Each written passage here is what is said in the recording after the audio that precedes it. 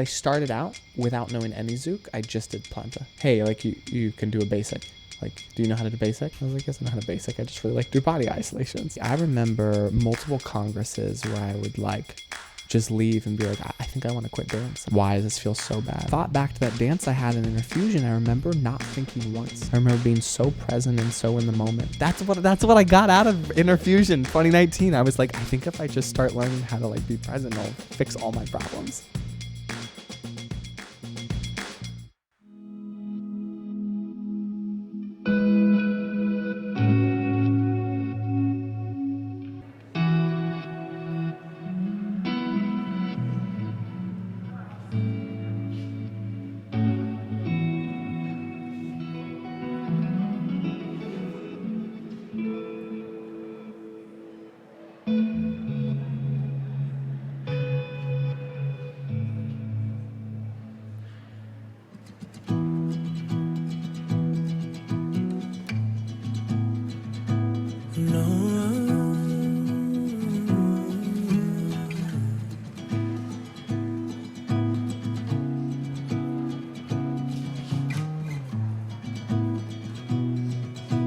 Crystal dream, Cali queen, radiant hand, vibrant sand. I'm shy. It's a golden thing she's got.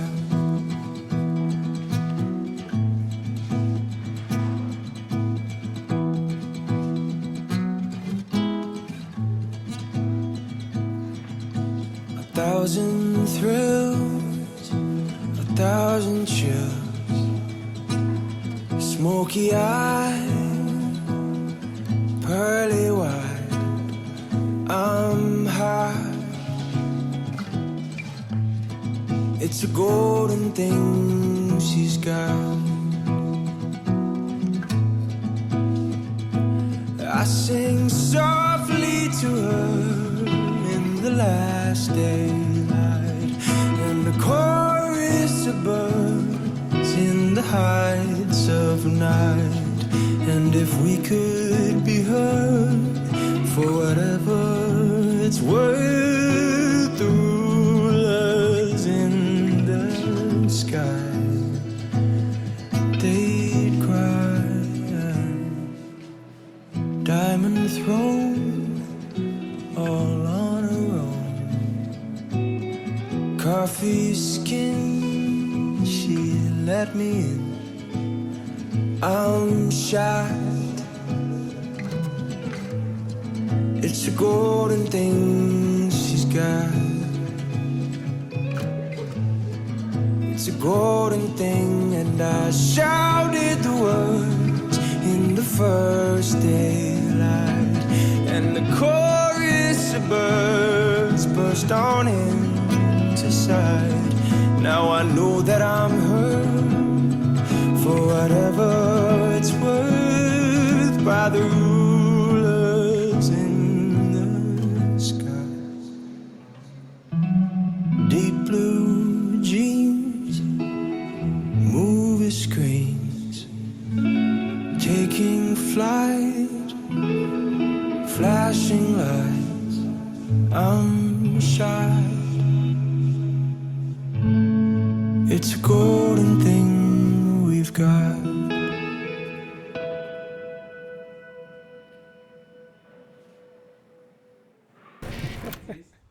Need like a 3, 2, 1, like a snap thing.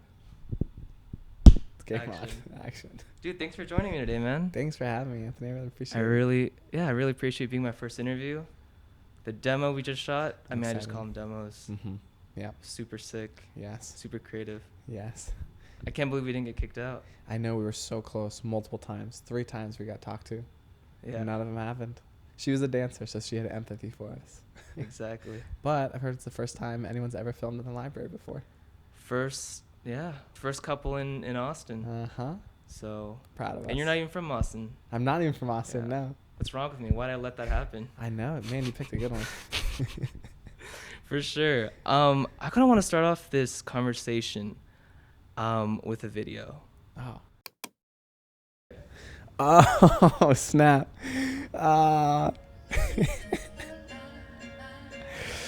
Man, I love this video so much.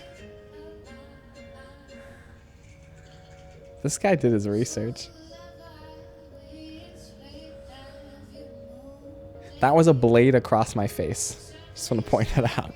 I mean, there's so many backstories to each one of these clips. I remember the feeling. That's crazy. So, man, Oh, man. I love that you found that. That's great. I'm just really curious about your relationship with failure. Oh. But to just showcase your failures like that, or your failed attempts, is pretty ballsy. Yeah. And I know there's a twist in the end.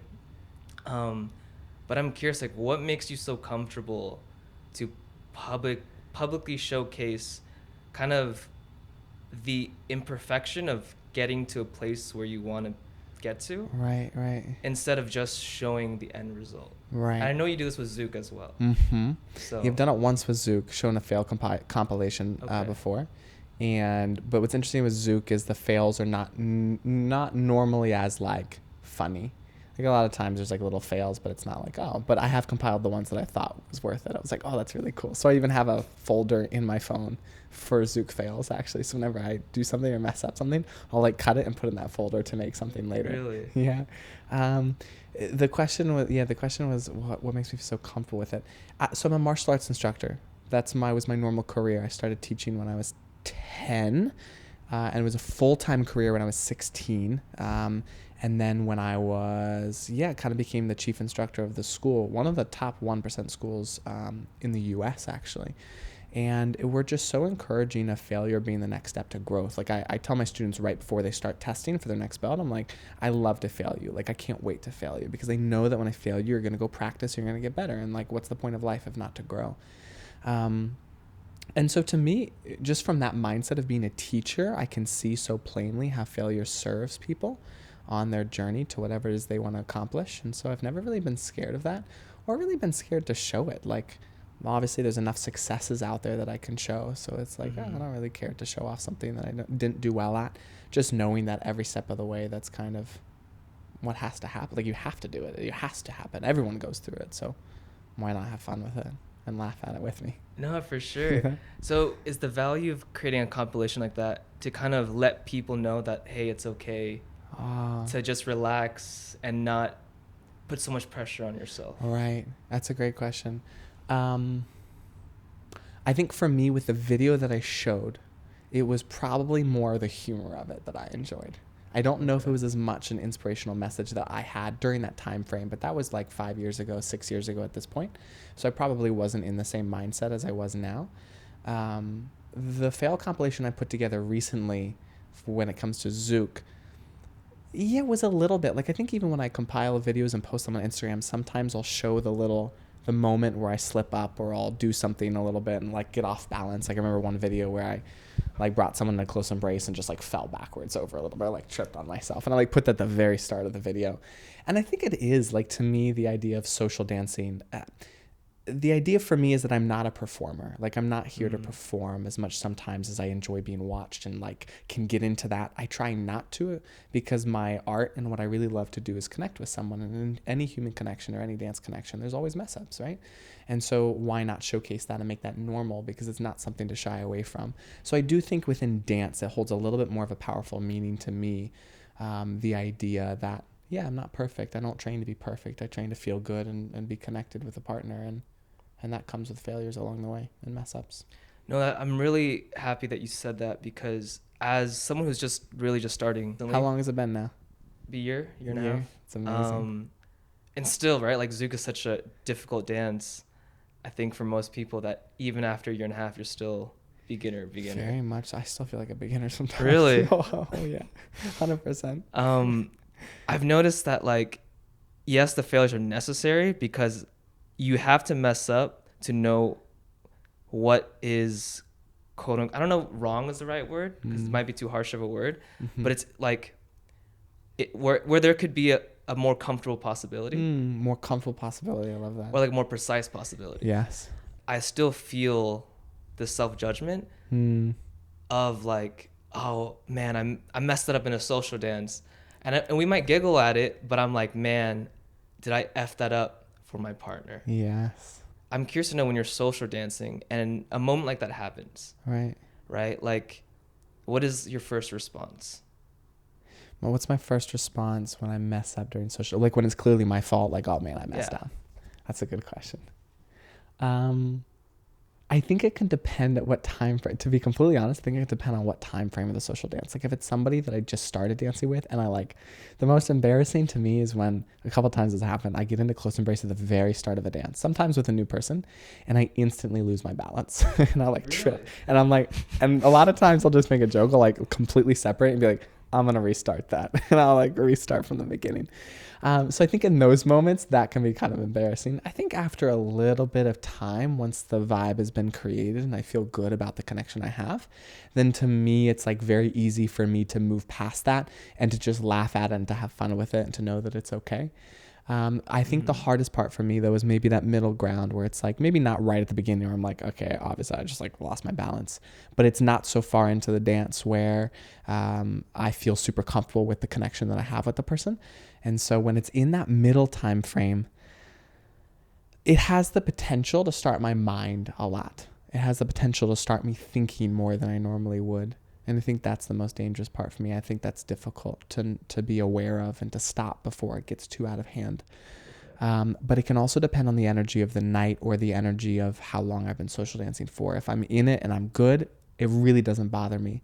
If I'm already in my head about something, then that happens, then it has the possibility to deteriorate it even more. But I've trained the mental side of Zouk a lot. When I was at the very beginning of my journey, I remember there were times where I would get so frustrated, I'd like leave the social and just like sit outside on a bench and just like, why does this feel so bad? Like I feel so bad at dancing. So it's like right now, how does it impact me? Not very much. It's fine. But I think that's been built from years of like even just mental training through Zouk. All right. Okay, now I gotta ask you. Yeah. Because I definitely have a lot of those moments where, just recently, right? I was telling Leia this. You know Leia, right? I do know Leia. Yeah. I was telling her, I've hit my plateau. I need to go back to Brazil and train again. Oh. Because right now, like, or sometimes I feel this where it just doesn't click for me. Uh-huh. It doesn't matter how long I dance at the social or with whomever. I'm just in this mental block. And it does, sometimes I do feel like I just want to leave the social. And actually did that Saturday. Really? I was like, I'm too tired. I don't know what it is. Just feel off. It's okay. You know, just call it a night. But I understand. how did you work through that? What did mental training in Zouk look like? Oh my gosh, man. Yeah, it's really crazy because in martial arts, we talk a lot about the mental side of it, but I grew up in it. So I was so used to the patterns that I was already in. When it came to Zouk, it was a whole different beast for me. And it actually was the first thing that finally made me conscious of the mental side of things, of what I needed to work on. But man, I remember multiple congresses where I would like just leave and be like, I think I want to quit dance. Like, it's just not fun for me. It's not fun. And it came from a lot of pressure and comparison I put on myself, right? So I had family that were dancers, so I compared myself a lot in that way. I just had this need as the youngest child of 8. Like, I have to be good enough in order to be accepted, right? So that's probably honestly still there to some extent. Hopefully I've worked on it some and I'm just continuing the journey. But I remember times I would leave the social, sit out on the park bench. Like I remember one in Congress in DC, Zouk Heat, like many years ago, where I just sat outside and was like, I hate dancing. Like, this sucks, you know? And it was interesting. I remember it was Interfusion Festival 2019, I believe. I remember the last night. I remember exactly who I was dancing with. April. I've told you the story before. April from Brazil. She lives in Sao Paulo. And I remember dancing with her, and I remember at the end being like, I have no memory of that dance. I just have the energy in my body and how amazing it feels. And I was like, why was that so great? How was I able to get to that place on this 4th night of Interfusion that I couldn't get? And yet on the first night, I wanted to quit dance. I was like, I don't understand what's different between this 4th night and the first night. Like, what happened? And I remember that being a defining moment to me where I started looking a little bit into the sports psychology of how people perform at the highest level. And I started doing research and realized the idea that when our mind, like there was a book I read called Relentless, I believe. It was by the trainer of Michael Jordan and Kobe, the 2 top basketball players in the US. And the first chapter of the book, after he got into it, the first rule he said of the highest performing athletes is that, number one, don't think. And so he went into why that's so important and how at a certain level we have to let our training take over and we have to turn off our brain. And it was so interesting to me because I remember, I'm so conscious, and I thought back to that dance I had in Interfusion. I remember not thinking once. I remember being so present and so in the moment. And I was like, wow, I wonder if I just trained that, the presence and the not thinking, if on the first night of the Congress, which were always really horrible to me, I never had fun on the first night of the Congress, to the point where I would just be like, accept it. I accept it. I was like, first night, second night's trash, third night, fourth night, I'll start having fun and I'm okay with that, you know? But I was like, I wonder if I could train that so well to where on the first night of the Congress, I could actually enjoy my night and have fun. And so I started meditating. I started doing more research on it, started doing all these things. And that was the start of my journey of like, let me just learn to be present, not necessarily just because I want to be present, but because I know that if I can be present, I'll actually be the very best dancer I want to be. So it wasn't even for the idea of me getting out of my head. It was just like, I want to be better, right? So it came from a very selfish reason of like, I need to be the best. So I was like, I'm going to train being present because I know I'll perform better. And now it's built into so much more for me than that. But that's where it originally started from.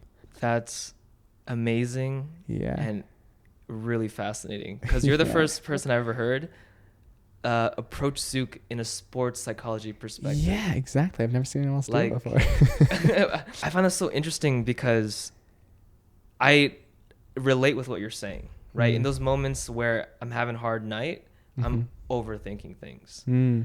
And I've noticed that in moments of flow, I might still be thinking, but there's like a quietness in my mind. In those moments, the training takes over.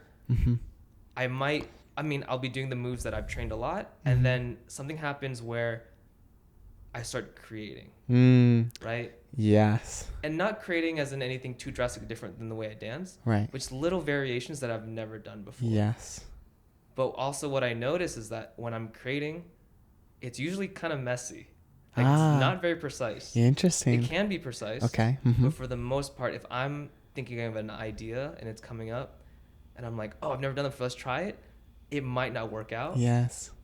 But I can kind of laugh it off. Yes. With my follow. That's beautiful. I love that. You're so right. You're so right. I find the same thing with myself. Like when I hit that flow state, I'll start doing things and I'll have maybe some videos of it and I'm like, and I'll look at it even now and it's like it's been a year and I'm like, I've never seen that move done before. I've never done that move again before. I'm like, what happened? Like, where did that come from? And it's really cool what that state of mind can get, or state of lack of mind or peace in the mind can get us. And what's interesting is our body is so intelligent, more so than our brain ever will be. And so the amount like what our body and our eyes and our brain all take in, the information it can handle and take in and adapt to at such a quick level is so impressive. And when our mind gets in the way of that, it deteriorates our ability to perform. And when we can let go of that, our body will figure stuff out much faster and much quicker than we ever could, than our brain ever could. And so that's where that's coming from. That's like the science behind it is like your body can perform the movements better than your brain can. So when your brain gets in the way, it doesn't help. That makes a lot of sense, but it's also counterintuitive, right? Super counterintuitive. Because if you're trying to do, if your thinking is, oh, I want to look good, doing a lot of cool moves is good, it kind of puts you in a place of like almost overthinking at times, right? Yes. I want to get to the practicality of this. Of course. How do you, like, what are the specific exercises that you've done to train yourself in this mindset? That's a great question. Two things. Number one is meditation. Meditation is the act of that there's so much happening in your brain that we're so on autopilot of that we're just never aware is actually happening. So the brain, the act of meditating is like over time. It takes a lot of time, but it's slowly building a telescope to where you can see your mind in a much more observant manner, and you actually are you become more conscious of the different things that are happening. So for example, before meditating, I would have never noticed the fact that I was thinking during dancing, and I'm still nowhere close to where I want to be, but I'm much better at it. But now I can sit there and I can snap into reality and be like, oh, I'm comparing myself to the person next to me. And then I can notice that. And then there's a specific technique. Again, all these things are a little bit newer to me, so I don't think I have it nailed down. But from my experience, I'll notice the thought and I'll actually put all of my focus, not on the dance. I kind of ignore my partner for just a second to do this. I'll notice a thought and I'll put all of my attention on the thought and just watch it as if it's an energy wave. And I'll see, and over time, it slowly disappears and then there's nothing there. And I keep watching nothing. And then all of a sudden, one of my 5 senses will rush into my reality. And so therefore, I'll be noticing this thought. The thought slowly, it takes like so long when I'm doing it. It takes like 8 seconds, which to me, when I'm ignoring my partner, feels like an eternity. I like watch this thought for 8 seconds. Then it all of a sudden goes. And then 2 seconds later, I notice that there's a partner in my hands. And I feel the physical sensation of them, their touch on my hand. And then usually I go back into flow for the next 30 minutes to an hour. And then, boom, I'll catch myself thinking again. And I repeat that process. And occasionally it can happen where it's like 4 or 5 times it happens. And I'll have to like keep doing it. And it's been a newer thing for me. This is like a newer approach to doing it that's been recent. Sometimes I'm just not observant of enough of the fact that I'm thinking, or I don't have the discipline enough at this point to like do that every single time so I can get out of the flow. But that's how I've done it. And then the last thing is just bringing your attention back to something, either the way something sounds, like the music, the way something feels, like the way someone touches, or the way somebody feels in your hand, or the way something looks, which is one reason that occasionally I'll dance with my eyes open, even like close embrace, because I actually really like watching the way that we move together. It's really cool to me, and it like gets me in the zone. Yeah. So you literally meditate while you're dancing? That's what I try to do. That's what I got out of Interfusion 2019. I was like, I think if I just start learning how to like be present, I'll fix all my problems. That's interesting, because my response to not having a good night was, I gotta train harder. Yeah. More reps. There is a part of it that I'm the same way though. I'm kind of like, okay, like I need to be able to let my training take over. So if there's something I can't do, then I need to train it to the point where I can do. That is where I allow myself to be mental. That's where I allow myself to think. So I'm trying to be very clear about, am I social dancing or am I training? Gotcha. If I'm training, I'm allowed to think. I can be in my head, and I'll tell my partner. I've had partners really hate training with me because I just like ignore them completely, and I just like look down at the floor the whole time. And so they're like, I really don't enjoy it. It doesn't feel like you're dancing with anyone. It feels like you're using me. And I'm like, I wish you would do the same to me though, is what I would say. I'm like, you can use me too. Like, it's not bad. It's just like, I want to like meditate on my own body instead. But there's a new methodology I've learned about where it's the act of training without ever thinking. That's super trippy, and I'm not good at it, and I haven't dove in enough to know if it actually works or works for me. But it's the act of visualizing without training, and then just noticing while you're dancing, and then just switching between those two. So you sit down and visualize something that you want to train over and over again. Then you go dance without thinking. You just notice what's happening, and you do it again, and supposedly eventually your body will adapt to that visualization. Okay, you've read Relentless. I haven't read Relentless, but I've heard the story, and I forget from where. It's basketball related, where they did a test, right? To see if, basically, they were testing how whether someone who would practice more versus someone who would visualize and not actually practice. Yeah. Like, not actually do the action, but do it in their mind. Do it in their mind. Versus someone that didn't train at all, right? So there are 3 groups. Yeah.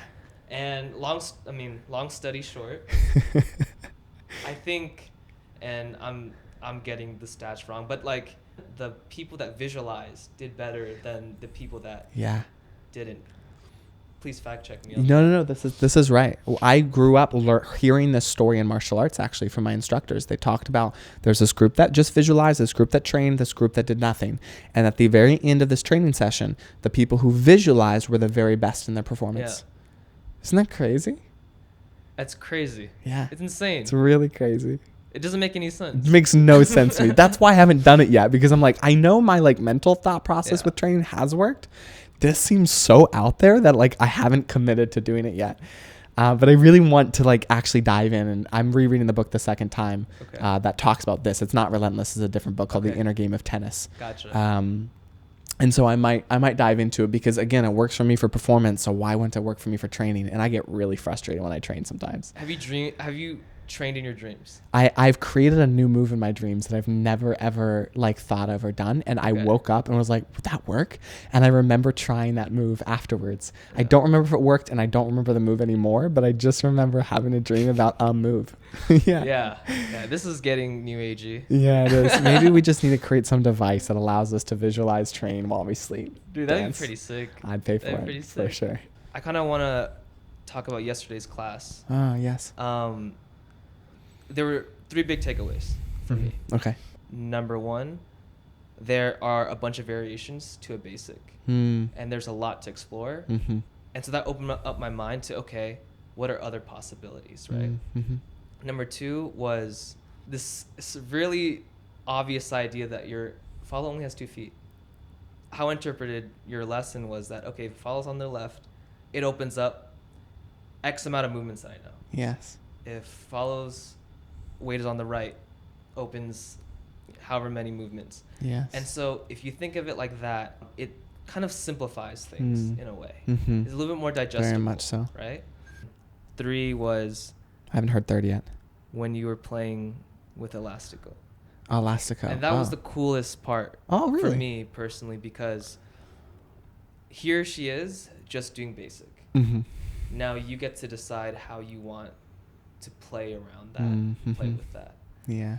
And so I immediately thought to myself, oh man, I always thought creativity only really comes when you're like, you have to be in like the state of mind of a flow state or something similar. Interesting. And I thought to myself, oh, he's training creativity. Yeah, you can totally train creativity. So absolutely. So speak more about that. How do you do that? Oh, there's so many different methods for it.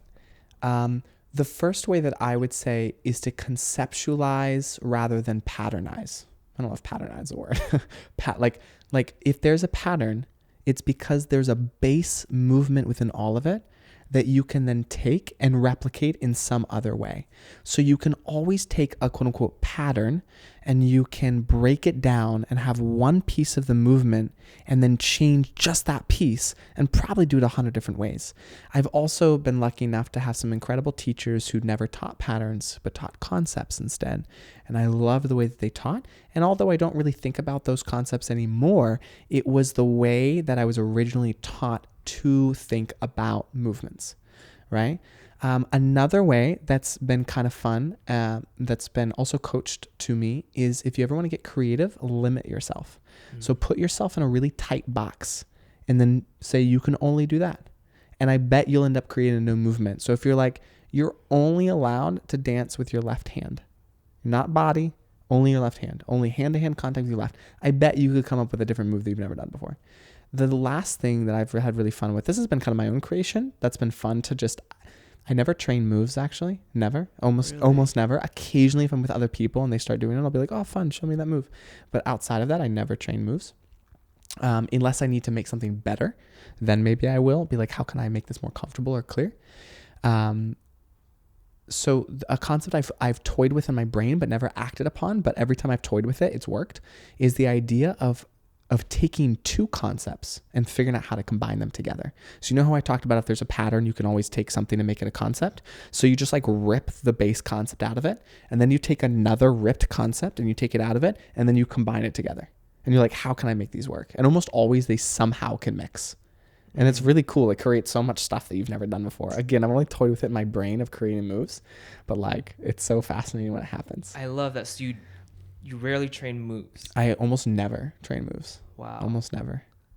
Gotcha. I can't say never because I have occasionally. And like even this last week, I was with people who were practicing moves and I was like, oh, let me like try that one. So I tried it. And then there was a move that I knew I had seen, but I never figured out how to do it properly. And I wanted to figure out how to make it more comfortable. So I focused on that though. Okay. And then from there, and I think, yeah, that's how it works for me. No, that's really interesting. But as a beginner, do you think there is a lot of vocabulary that I need to consume and understand before I can start doing doing the exercise that you're doing? Yeah, that's a great question.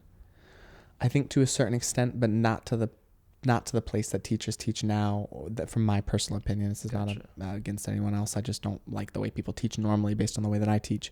I would say yes to a certain extent.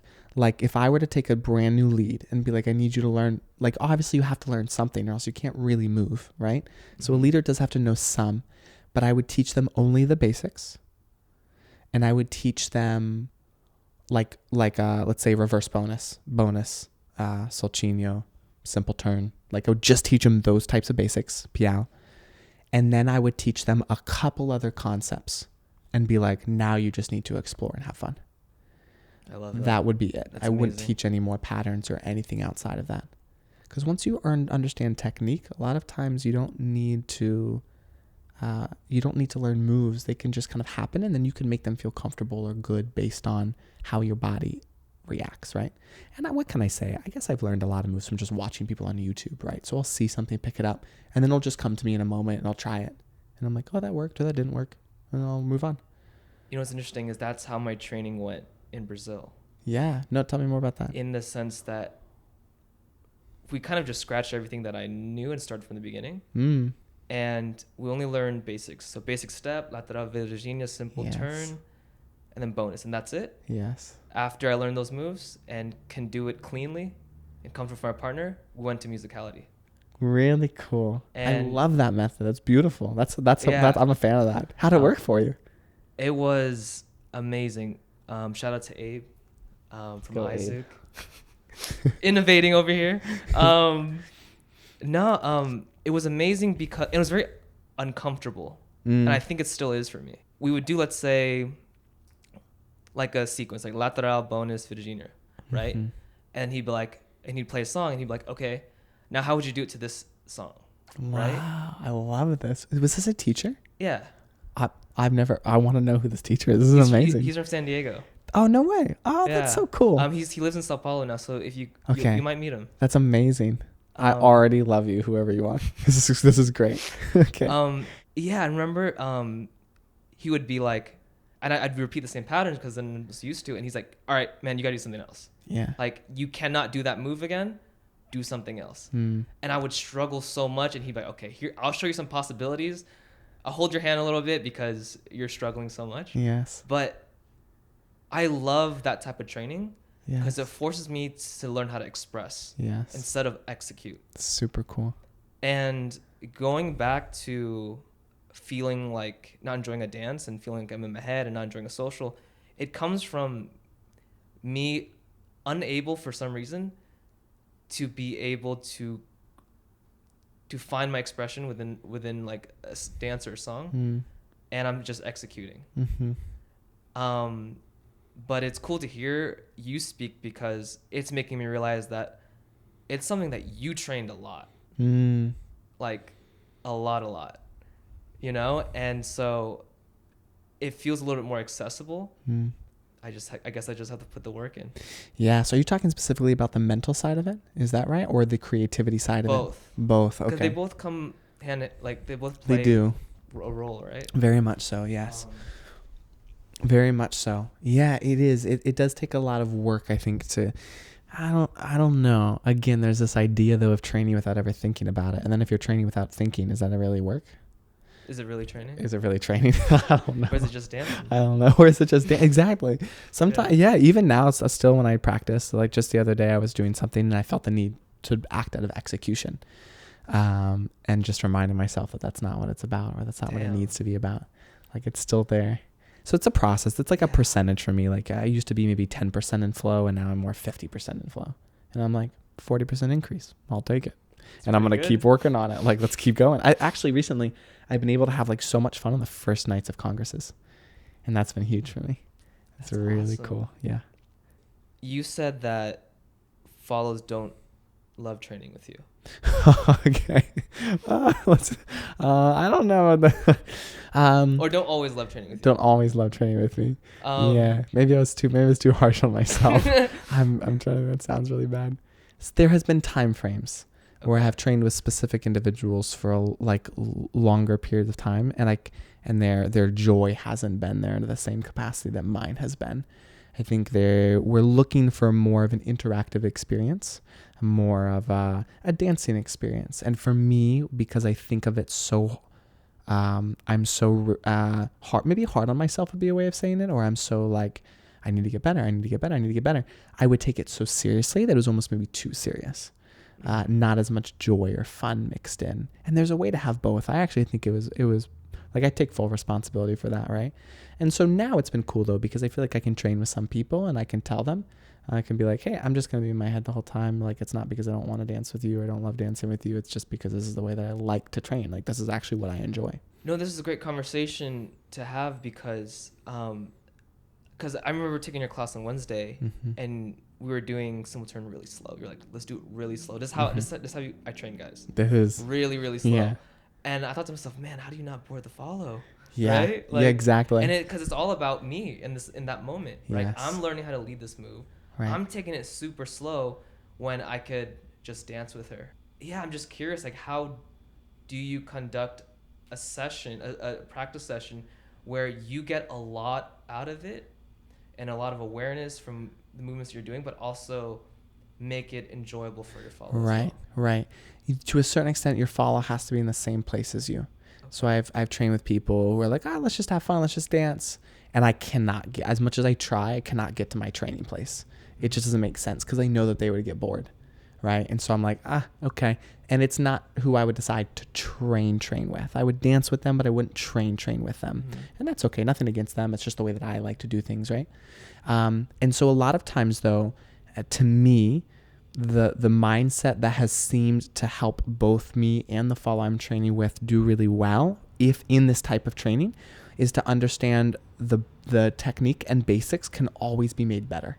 So I've heard stories. I don't actually know if this is true, but I heard that Mark and Melissa do lateral for like 20 minutes every day. Damn. Or like 30 minutes every day. I don't know if that's true, but I heard about it. And that it's weird that inspires me. I'm like, I want to freaking find someone that will lateral with me for 30 minutes every day. Like, it just makes me so excited to think about that.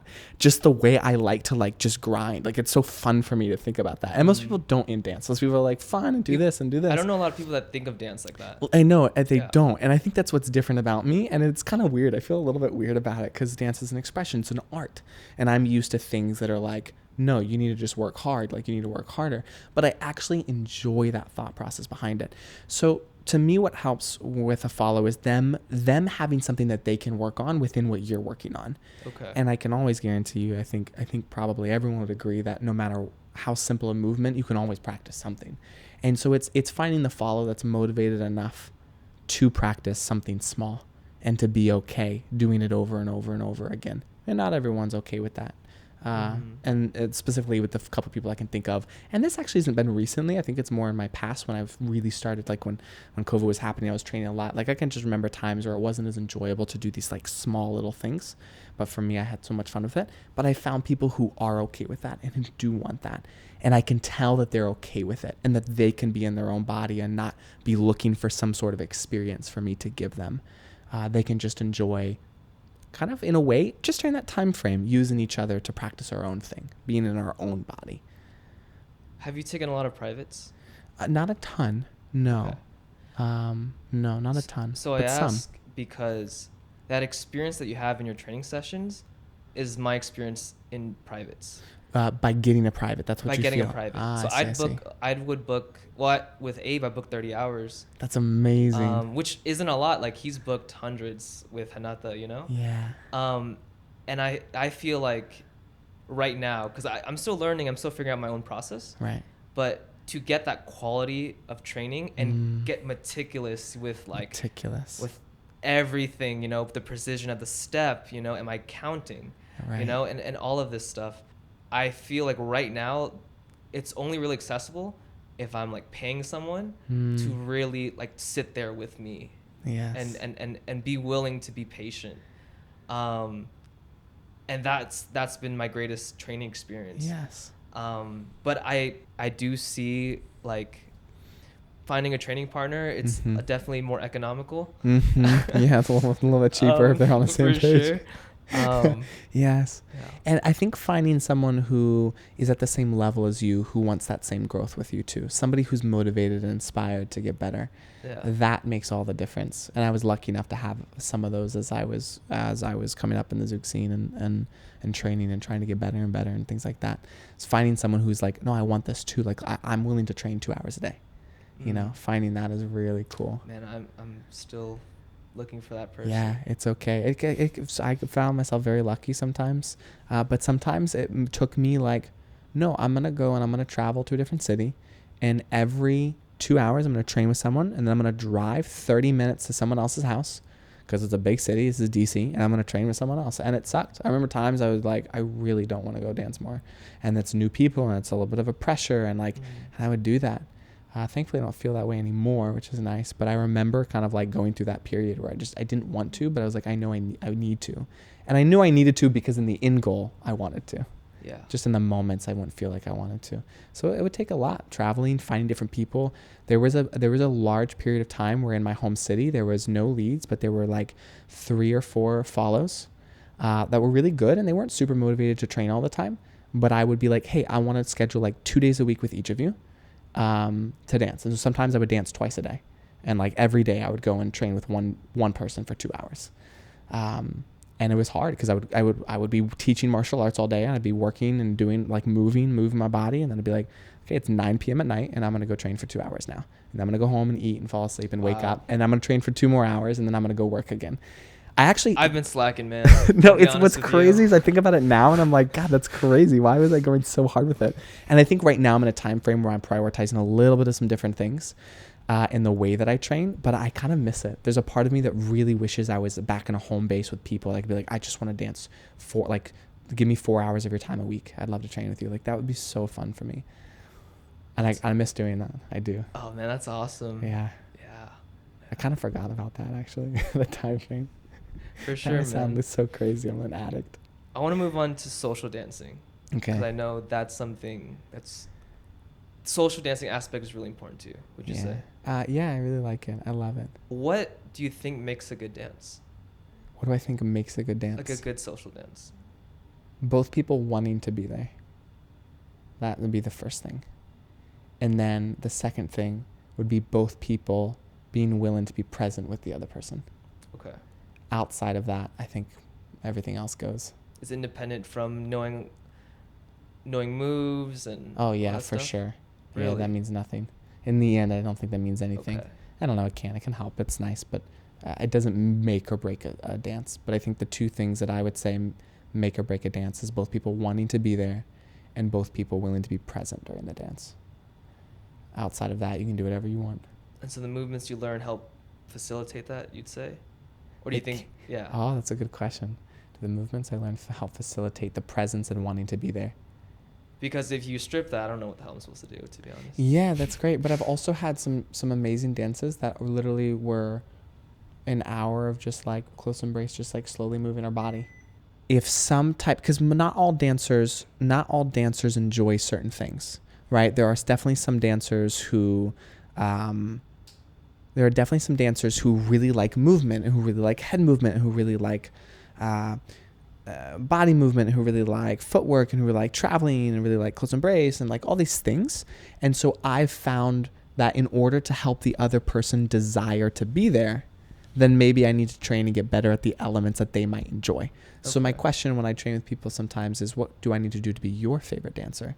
So that way, if I learn that and learn how I can pick up on why they might want that, then in that way I'm able to help allow them to be present or help allow them to want to be there. So it's but I don't think that's necessary. I do think that's a fault on both people's. I think ideally you'd both want to be there and both be present, regardless of what movements are happening. I just don't think it's possible. So you learn movements to cater to the follow. Oh no, I would not say that.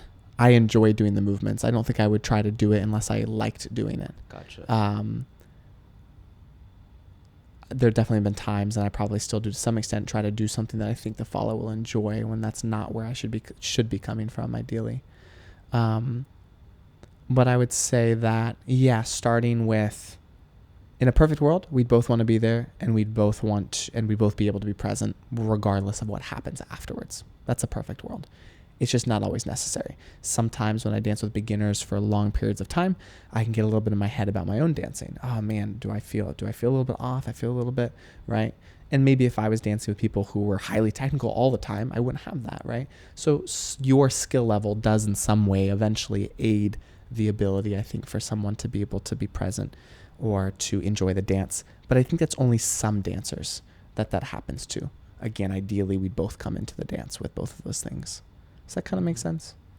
That makes sense. So you don't need movements to enjoy a dance. I don't think to so, have a good no. dance. No. Okay. But there may be some people, That would want that. based on their mindset or where they're at in their dance journey or how their day was or what they're gone through in their life. 1000%, man. I've definitely experienced that. Yeah. I'm hearing a personal story right here. There's a smile of a personal story. What the heck are people doing when they're doing Planta Zouk? I don't understand what the You heck don't is happening. understand it? Oh, I love it so much. I don't understand it. I love it so much. Do you want me to explain it Yes, from my please perspective? do. Okay. It's the idea that when you become so aware and you hyper focus on something so much that everything else disappears, and even the smallest thing can feel so big. And I think, to me, that's the idea of Planta Zouk, is that when you both are okay with that type of energy, and then all you're doing is moving your stomach slightly, your whole world is right here in that moment. And it's really cool. It's really cool to me. I actually haven't done it in a long time where I focused on that, but I can remember some times that I was so into it, and I knew the other person was too, where it was like an hour of like not moving. So the movement in your stomach, is that from breathing? Could coming be. from your diaphragm? Yeah, or sure. An isolation? Oh, it could be anything. Okay. Could be anything. I'm just saying, I think when you get, like, when things are so big and then you go really small, it can be really cool, but also maybe there's a little bit of this feeling of like nothing's happening. But when you start so small and you add just a little bit, it feels like the biggest thing. But it takes time, and it takes a lot of like presence and being in it with the other person and them wanting to be there too, right? Does that kind of make sense? Yes. How do you know if it's the right time or the right person to do Planta Zouk? Because I don't think you can do this with everyone. No, I don't think everyone would enjoy it. That's where, for me, from my perspective too, this idea of like, okay, I do have to know maybe some movements in order to like, or else some type of people might not be into it. I don't think you need to learn complicated movements, but I think some is helpful. How do I know? That's a good question. I don't know if I'm as aware of that in this moment. It just happens. It's just been a while, actually, based on the way my body feels in close embrace and the way I've liked to dance recently through this stage. Because I started out without knowing any Zouk. I just did Planta. That's how I started Zouk. Yeah, I never wanted to learn Zouk. I was like, it's this. What did follows think of you? I have no idea, and I'm probably glad I didn't ask. I don't know, but I remember really loving it and thinking, "Wow, they're so good at this." Yeah, because I came from bachata, and I would stand there and try to breathe with people, and they would like look back and be like, "I just saw someone the other day that I can remember telling me when I was bachata dancing, like, hey, like you can do a basic. Like, do you know how to do basic?" I was like, "Yes, I know how to basic. I just really like do body isolations." So I'd like stand there. That's pretty bold to come to a social where everyone is dancing Zouk, and you're kind of going against that. Yes. You're just and I was telling William before, like in Sao Paulo, right? When I would go to social, like instructors would just casually walk in, and one time Brendan Ansher walk in. Yes. And the vibe was like fiery. It was high energy music, Yes. It was club vibe, club lights, and Brendan Anderson just walk in, and it's like they're doing their own thing. They're just standing there, and I was just like, it's like this was the social, right? And then in the middle, there's like this little bubble. Yes. Brendan Anderson, they're just in their own world. Mm-hmm. That's what Planta Zouk looks like from an outsider's perspective. From an outsider's perspective, yes. Yeah. And it feels amazing. Really. It feels so good because everything else disappears, right? When you're truly present, I think, with your partner, you hear the music and you feel your partner, and maybe even you see your partner, but everything else vanishes. And that's in that moment where everything else vanishes, what does it really matter what you're doing or how you're interpreting the music, you know? Can you ask someone to, like, not of course verbally, but is there like a process of like, I'm asking them if I could take that direction? Yes. Because I think one thing I'm a little self-conscious about is, oh, I'm standing here too long. Being still. Now I'm boring you. Mm-hmm. But maybe that's just me judging myself and not actually something that's coming from the follow. Right. The first thing is, I think whatever energy you enter into that space with is going to be led and is going to be transmitted somehow to the follow.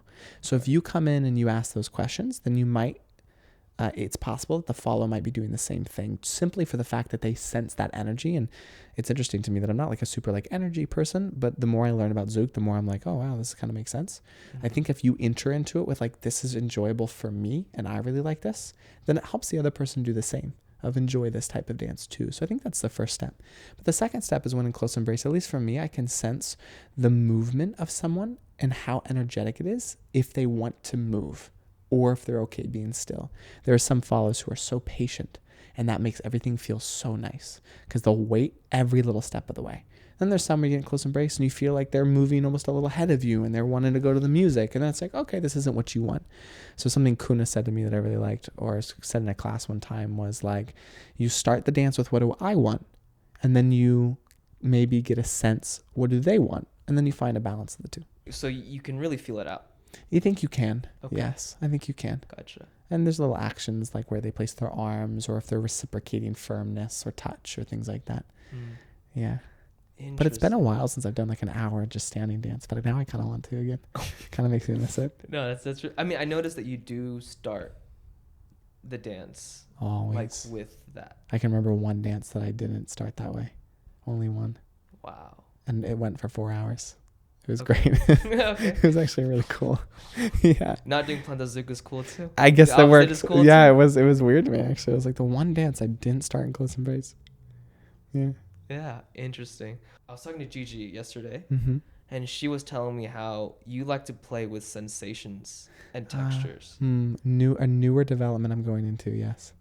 Please say more. I don't even know what that means. Yeah, I have to give credit or credit's due. This is Camilla. Do you know Camilla Mogalioins? I don't. Oh man, she's the one that taught me a lot about this stuff, but I've picked it up and tried to train it now. There's like different ways. I'm in this mode now. I had 3 levels of my training with Zouk that I've conceptualized it as. The first is I'm going to train technique. Weight transfers, keeping my shoulders in place, softening my body against someone, pressure inward, turn out of my ankles, absorbing my ankles, like all those things. I felt like I have a solid enough base of that where I felt comfortable to move on, even though I literally just went back to weight transfers because I realized I was doing it wrong in a lot of different places. So I'm like, okay, I'm going to go fix it now. So I keep going back to that. But the second layer I've realized is I want to see how I can lead the same move and make it feel 20 different ways. By doing the same movement, nothing changes. It's just how I do the movement, like the how. And so I've been playing with trying to change a follow's body by suggestion, not obviously by forcing, but by changing my own body. So there's a couple different methods or a couple different areas I think about this as. The first is the idea of density, how heavy or light a follow is. I'm trying to see if I can adapt the follow's density, if I can change the way they feel. The second maybe would be grounding versus ungrounding, not thinking of anything as right or wrong. Again, thanks to Camilla for all of this information. She's helped me so much with this. But like, can I take the follow out of their grounding, but make it still feel good, make it a fun moment? Can I put them more into their grounding? Can I do a mixed where maybe their upper body is elevated and activated, but their lower body's pushing into the floor, which is a ballet technique, more traditional Zouk? Can I change that in the middle of the dance? Another one, and these are all from teachers. This is all me pulling from different things and different experts, but like frame. Can I change? There's 4 different types of frame that I've learned about. So can I adapt and change all those frames and use it for different moments? Maybe another one is like pressure. How much pressure do I give, or which can impact density? So like I'm in that mode of training right now where I'm like, oh, how can I do this? The problem is it's really hard because all follows are different. So I don't feel like I have a benchmark of what's right. Am I doing it or am I not? It's just kind of all like, maybe it worked, maybe it didn't. And so it's been hard for me to figure out when I want to move on or when I want to train something different, because it's like I never actually know if I've done it or if I'm good at it yet. What do you think the experience of the follow is, or have you gotten feedback on that? Yeah, it's a great question. I remember one time someone said I was too firm. It was the first time I've ever heard that from someone. They're like, yeah, I was a little bit like pushing into my body too much. I'm like, oh. So that was the first time I heard that. That was scary actually for me, because I don't think I've ever heard that feedback about my dancing. I was like, no. So yes, some of them, a lot of them aren't aware that something changed, but I can feel that something changed. And then when I tell them about it and they're aware of it, and then they just let themselves do what they naturally would do, then they're aware of the fact that their body changed. And so it's kind of cool. So that's maybe the main feedback I've gotten so far. And I've had some people who are very receptive and who are very adaptable tell me after the dance, that was so dynamic. And that's a cool compliment based on the stuff that I'm training, at least in this moment. So my goal is to train this to where I can change a follow's body. So eventually I can release this idea and then I can just be better at matching someone's body. Okay. Yeah. You're learning to create these different sensations because these are possible sensations that a follow might enjoy or give you. So I can better match them and we can have better connection. That's fascinating. Yeah. I don't know if I'll ever release it. Maybe I'll still always be in the mindset of, let me see if I can change and play. But I don't feel like it's actually my way of dancing. I feel like my perfect world is I always match the follow and give them their perfect dance. But I do it so naturally that it's my perfect dance too. Yeah. Wow, this takes following the follow to a whole nother level. I know. We'll see how it works out. I don't know. It's kind of a newer venture for me. Maybe I still need to go back to training weight transfers. Who knows? For sure, man. Final question. Yeah, of course. I've noticed that when I social dance, depending on the follow, she expresses herself, right? Example that comes to mind is, for example, I might be dancing with Gigi, for example. And as I'm just, I don't know, doing a simple turn or Virginia in close embrace, I feel like her breathing kind of hit the music. And I'm like, okay, that's totally throwing me off. Well, I don't know if I felt that before. That's so cool. Yeah, or like, when there'd be, I don't know, like maybe there'd be a rapid succession of beats and she might do like a quick jump to it. Do something, yeah. Right. How do you like to respond to that when you notice your follow is expressing themselves in the music and not necessarily following you? They're still following your lead, but they're adding on to that. Yes. Yeah. Yes. There's a couple methods I've heard about that I've gathered, but I haven't trained. The two that I would say I do, one of them I do very rarely. If they are hitting a lot, I'll go into something and then just pause and see if they'll do like the typical movement. So for example, if I were to do a body roll, maybe I would go to the front part of a body roll and be like, what's next is the back part of the body roll. But I'm like, but you do what you want. And I'll just wait. And I'll see if they'll do the typical move that I would normally lead, if they'll do it in their version. So I'll give them I'll be like, you take the second half of a movement and do it your way. And I'll start seeing how much I can do that. That's very rare. It's kind of a newer thing for me, actually. Okay. And sometimes it doesn't work. Sometimes it does. So I don't have enough experience with that to be like, oh, this works. But the one that I do most often that I really enjoy is just finding places to give gaps. And I'll just give space for them to do whatever they want. And a lot of times in order for me to lead that, how do you lead something? You just simply do it within your own body. So I give space and then I do something that feels good to me. And then they'll kind of pick up that when there's space, we can do something. And so then I'll just start finding different places. Again, I don't think I'm super great at this, but I think it's something that I've been able to do somewhat. Just giving that space, and then we both get to play for a second, then we go back into it, and then we go from there. And I think follows generally, if they have that space, will then almost seem to be more receptive to like following, and they'll know they'll have those moments they get to play if they want them. Does that kind of make sense? That makes sense. Yeah. So you create spaces so that they can possibly express. Exactly. And then I lead that, hey, you can express, because I'll express there for a little bit. Yes. In my way of, however I express. Yeah. No, I really like it. It totally throws me off, and it makes sense. Yeah. Yeah, probably. But it's super cool. I love it because it adds a new sensation to the way I'm experiencing the dance. It gets me out of my head, honestly, because it's like a surprise. Yeah. If you're stuck in your movements of going through your motions and then that happens, it can totally take you out of it. Yeah. So then just like putting in pauses, find a bunch of places to pause and then allow them to do whatever they want. I think that wraps it up, man. That was a great Anthony, conversation. Thank you so much, man. Great questions. One more thing. Where can people find you? Instagram's definitely the best. At William Wegert. WILLIAM WEGERT. That's probably the best place. Awesome. Yeah. Well, thanks a bunch. Thank you, Anthony. Appreciate you, man.